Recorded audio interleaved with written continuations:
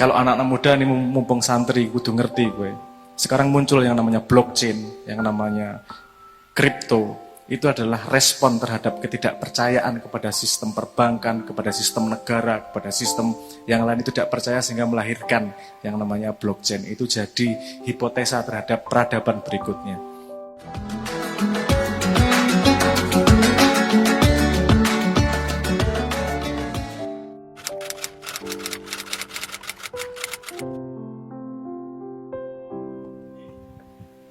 Oke, Yai. Yun Sewu, Mas Abraham. Berangkat dari apa yang tadi disampaikan oleh Sahibul Bait atau Gus Toba, bahwa Simbah Imam Syafi'i yang duriyahnya ada sebagian masih berjuang di bidang pendidikan, sementara yang lainnya di bidang pemerintahan. Sebenarnya fenomena apa yang terjadi secara historis? Rasulullah SAW ketika wafat itu khalifah penggantinya adalah seorang yang juga dikatakan alim, ulama, tapi juga beliau bisa memerintah atau mengatur pemerintahan. Demikian juga di dalam sejarah Wali Songo yang di situ kemudian melahirkan Raden Patah sebagai sultan, tetapi juga seorang ulama, seorang wali. Sampai kemudian ke Keraton Mataram. Di Keraton Mataram itu termasuk Sultan Agung dan ke bawahnya itu juga mereka tidak lepas daripada sebagai seorang tokoh ulama karena menjadi Khalifatullah di tanah Jawa. Nah, sampai kemudian kepada Pangeran Diponegoro sendiri. Kalau panglimanya saja ada orang-orang seperti Mbah Imam Syafi'i ya, yang ada di sini, kemudian Mbah Dalhar yang ada di Gunung Pring, dan yang lain-lain masih banyak. Itu panglima-panglima di daerah yang keulamaannya tidak bisa disangsikan. Betul-betul dia ulama. Nah, kemudian kenapa dari keraton yang menyatu keilmuan ulama dan pemerintahannya bisa kemudian berpisah antara priyayi dan kiai? Konon sebenarnya adalah satu. Kok kemudian bisa terpisah kiai dan priyayi? Nah, kemudian jalur sampai ke bawah, priyayi seakan-akan orang yang tidak kenal agama, sementara kiai adalah orang yang menggeluti agama. Nah, ini sebenarnya fenomena dari mana kejadian seperti ini dan bagaimana menurut Mas Abraham? Terima kasih. Bismillahirrahmanirrahim, saya akan mencoba merespon.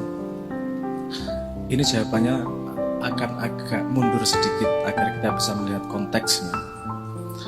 Sepemahaman saya begini, untuk sebuah peradaban itu bisa maju, itu dibutuhkan yang namanya kestabilan. Untuk terjadi kestabilan dalam masyarakat, dibutuhkan sebuah kepercayaan yang mengatur semua masyarakatnya. Jadi ada sistem yang di atas semua masyarakatnya. Kita bisa lihat evolusinya. Dulu raja dianggap sebagai kalimat raja dianggap di atas manusia, sehingga semuanya patuh kepada raja. Itu terjadi kestabilan. Tapi kemudian runtuh ketika rajanya tidak lagi bisa dipercaya. Kekuatan yang dia emban hanya untuk kepentingan pribadinya, misalnya seperti itu. Ketika itu sudah tidak dipercaya, kemudian dibutuhkan payung lagi yang baru. Payung berikutnya adalah payung agama. Karena itu, payung agama adalah kalimat dari Tuhan, semua orang mempercayainya, dan tidak ada yang bisa lebih tinggi dari kalimat Tuhan tersebut. Sehingga itu bisa menjadi payung untuk peradaban, sehingga terjadi kestabilan. Menurut saya zaman keemasan Islam juga datang dari payung tersebut. Tapi kemudian hal yang sama terjadi. Kalau kita mau belajar Renaissance, kita mau belajar runtuhnya keuskupan dan runtuhnya Ottoman misalnya. di luar perangnya ya, ini pada sosiologinya, adalah ketika payungnya ini kemudian dimanfaatkan oleh segelintir orang untuk kepentingannya sendiri. Misalnya lahirnya hadis-hadis palsu untuk melegitimasi kekuasaan, itu karena menggunakan payung untuk kepentingan segelintir orang, bukan untuk masyarakat umumnya. Nah kemudian ketidakpercayaan itu akan menghasilkan sistem baru. Setelah sistem agama dan dan kalimat Tuhannya itu mulai tidak dipercaya, bukan kalimat Tuhannya yang tidak dipercaya. Yang tidak dipercaya adalah karena orang yang paham tentang kalimat Tuhan ini memanfaatkan untuk kepentingan pribadinya. Tidak semua, tapi ada beberapa, tapi masyarakat kemudian mulai tidak percaya pada sistem itu. Maka lahirlah demokrasi. Demokrasi itu kemudian kan tidak mempercayakan kepada satu orang, tapi konsepnya adalah dari orang untuk orang oleh orang banyak, dari orang banyak oleh orang banyak untuk orang banyak. Payungnya kemudian disebut sebagai payung hukum.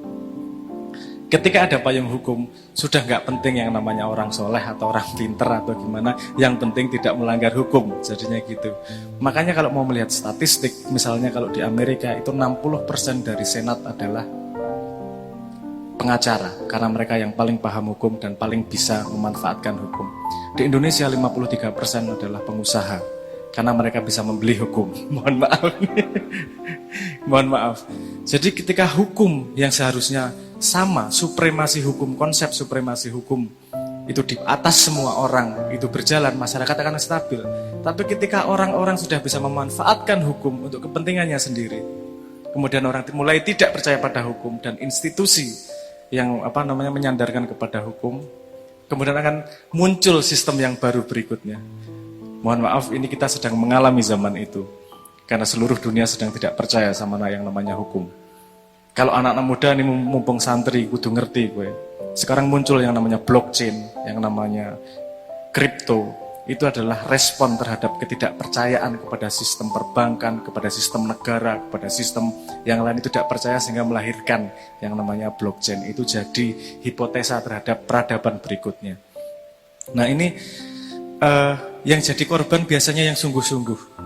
Ketika hukum naik, yang sungguh-sungguh orang pandai, alim ulama, hukumnya tidak berdasar hukum manusia, ikutnya hukum Tuhan. Dan hukum Tuhan tidak diakui di sistem yang baru tersebut, karena sistem yang baru lebih menghargai hukum undang-undang yang dibuat oleh DPR yang entah IQ-nya berapa.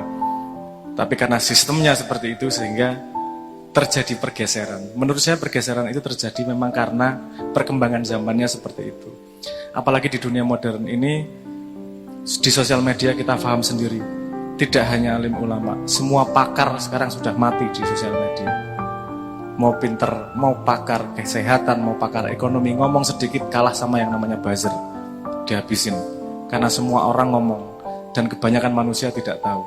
Tapi berani ngomong, justru karena dia tidak tahu, makanya mantap ngomongnya, karena tidak tahu dirinya, nggak tahu gitu. Jadi pahamnya dia yang paling pinter. Nah itu terjadi mayoritas di sosial media, membuat keadaan menjadi agak goyah. Ini sedunia mengalami itu sekarang. Nah, menurut saya analisisnya seperti itu, karena pergantian payung tersebut.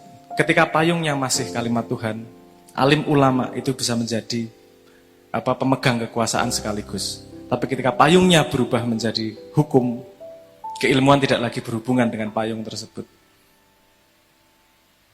Mohon maaf kalau tidak jelas pemahaman saya, analisisnya seperti itu.